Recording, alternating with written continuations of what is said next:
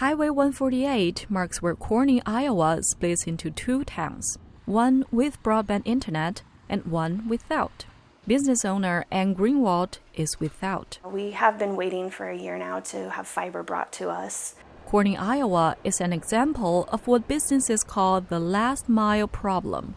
They have a saying, the last mile is the most expensive mile, meaning the cost of running fiber to rural communities. Another problem is that there are more than one telecom company providing internet, which allows some telecom companies to refuse to serve an expensive area.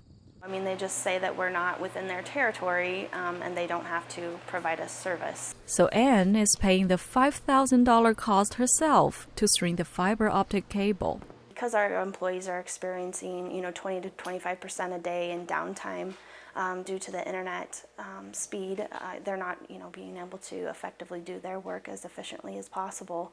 To Ann, the simple solution is to make the internet a public service, like mail, electricity, and water.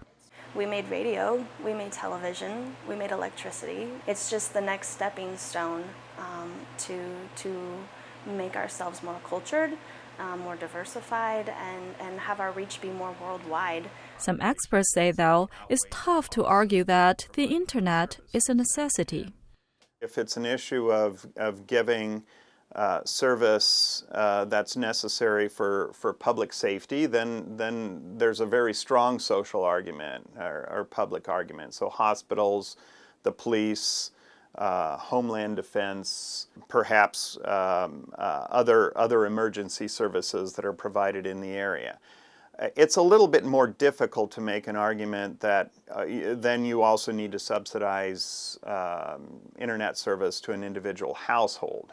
But in some areas, the government is stepping in. 240 to be exact. Shari works from home in Osceola, Iowa, for a Minnesota-based education company. On Wednesdays, we have a team meeting that our whole group will get together. Just a year ago, working like this wasn't possible. Shari had to pay $600 a month to rent office space 45 minutes away from home to get broadband access. Fed up, she wrote to her congressperson, U.S. Senator Chuck Grassley. I told him about our dream of buying this farm property, building a new home out here, wanting to work from home, but was not able to because the internet provider at that point did not have high speed.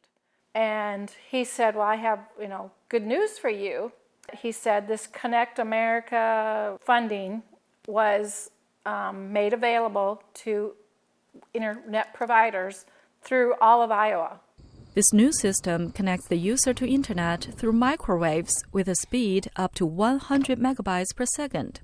The provider, a company named Windstream, serves about 300 Iowan communities, most of which have fewer than 5,000 users.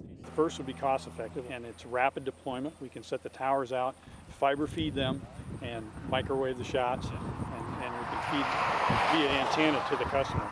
Thanks to help from a U.S. government grant of $175 million from the Connect America Fund, Windstream is planning to provide broadband internet to 400,000 rural households across 17 states.